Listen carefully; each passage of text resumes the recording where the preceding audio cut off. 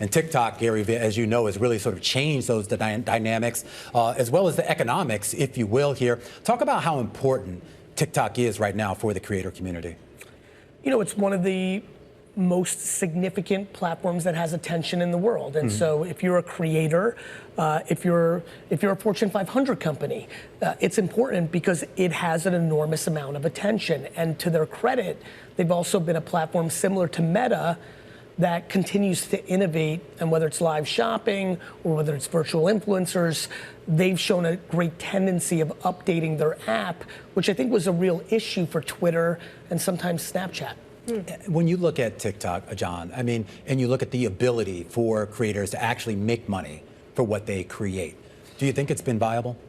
So I actually think it's a really hard problem to solve for most creators. I'm actually incredibly grateful for my experiences where my first ever video I ever posted was on TikTok. I got my start on TikTok from nothing in a grad school dorm room with just my phone. But to build a real, viable, durable business for yourself as a creator entrepreneur, you need much more than that. You need to own your audience outside of any of these platforms that can come and go, right? You need to build your own business, and that's what we do here at Stan. Interesting. So basically, you can't just be a TikTok star. You also have to be across Instagram, YouTube, etc. That's exactly right. You have to basically build your own media business like Bloomberg is today, distributing through multiple different channels, and then running a viable, profitable business on the back end, which is incredibly difficult to do as a single person. Because Bloomberg is a great media. But I think what's happening here is we're getting into the maturity of the space. You know, I've had the luxury of being in it truly from day one, and the platforms are incredible because they are free.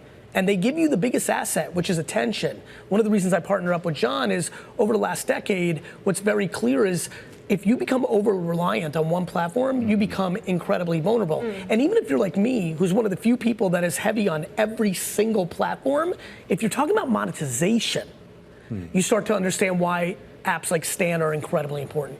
Well, talk to us a little bit more about your partnership, your tie-up here, and what you guys are trying to achieve. Please. So, our mission today is really simple. It's just to empower anyone to make a living working for themselves. It's very, very difficult to do that as a solopreneur or a creator or an entrepreneur. And I still remember 5 years ago, I was thinking about going back to a corporate job versus posting content, which is, I wanted to build my own business. I felt a little unfulfilled. And 5 years ago, there was a singular man that convinced me to actually get past my fears. And this is that full circle moment. It's Gary Vaynerchuk yelling at all of us through the screen to actually get past our fears and do it. And so at this point with Stan, we've built the simplest and easiest way to start your own online business. For just $29 a month, you get all the tools you need. Your website, your courses, your subscriptions, any product you want to sell. But what we've learned about succeeding as an entrepreneur is you don't just need the tools, you also need the education and the accountability. And you're getting that from Gary. And that's exactly what we're getting at scale. For me, watching everyone trying to get brand deals or sell their t-shirts was great, and I'm thrilled that that became viable for people. But what Stan enabled was, you know, kind of like when WordPress came out back in the day, like now normal people could have websites, or what YouTube did for me, like normal people could have video platforms. To have a Swiss Army knife that can do it all, but to your point, the thing that we think a lot about is like, people just give up. Like there's a ton of people watching right now, they're like, okay, good Gary Vee, but I tried to be the next big influencer. The reality is, and I've said this a lot to John, I think we're in this wild place where it's creator, entrepreneur, and entrepreneur creator, right? When you look at Liquid Death, when you look at Poppy, some of the stuff you've covered here, they were entrepreneurs who became more famous and started to use social and other apps. But there's a long tail that's watching right now that wants to make 100 to 250K a year, and these are the tools they need from Stan. On that point, it's interesting you bring that up because we have a lot of entrepreneurs on this program, you know, from the kind of the new era, and it's amazing to see how much they built their businesses using social. That wasn't how they necessarily started, but that was sort of the growth story. And it wasn't just posting and saying, hey, look at this great product. It was, you know, starting a podcast or, you know, just engagement. That's right. And I am curious as to somebody is starting a business today. I mean, what is kind of the general advice you would give them and how to engage on those platforms and not just be seen as just trying to sell? Well, it becomes a mentality game. I think it's not super hard to know as a human being that's watching right now that are you trying to extract value from your audience or are you trying to give value, right? I literally wrote a book called The Thank You Economy. It's give, give, give, give. The reason something like Stan is required is when you go in for the ask, the tools don't exist on social for you to maximize, nor do you own it. What happens for all, I mean, this is something you've covered. What happens when a platform blocks you or bans you? You're out of business. And so the answer to your question is you know if you're giving value or if you're taking it. Too many people just want to sell something. Right. They're not providing actual value. Is that only going to work for newer people? I mean, like you take like, I don't know, a massive content creator, you know, like what we've seen, I mean, Mr. Beast is probably the wrong example, but you're somebody at that level who is so wedded to one platform. And obviously he's found a way to kind of break free with that, with the Netflix deals, and you've seen that with a couple other things like Waveform as well. Do the mature sort of creators, meaning the ones that have been in this space, do they have an ability to break free from those platforms? I think so. In fact, I think they have unlimited leverage. Once you have attention, you can move that around. I actually think most creators are not strategic enough.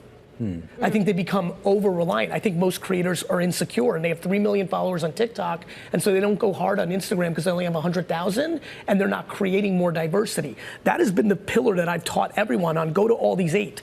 This was my final piece, but I'm serious. What I didn't have was a home where your subscription product, your community product, you know, all the things you see a Discord or a Substack do, when you really think about what they're doing, and they'll have competitors, like this is clearly what's happening. The individual empire is upon us, and literally the long tail of monetization and being your own business around your interests, whether that's sailing, golf, wine, or business, is truly here. And now they need more tools than just attention. For 15 years, I've been yelling about the attention.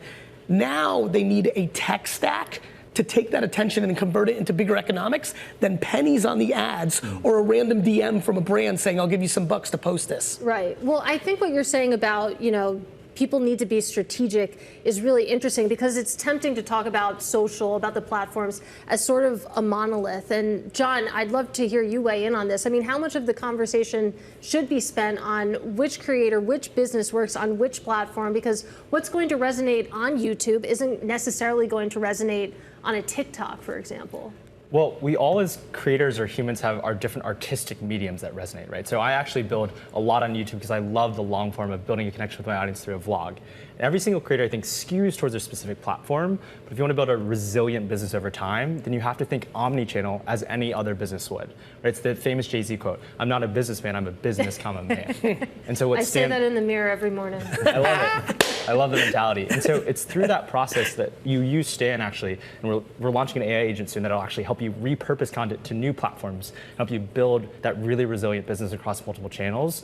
That's how you think about how do you build not just a funny account with lots of posts, but a real resilient brand.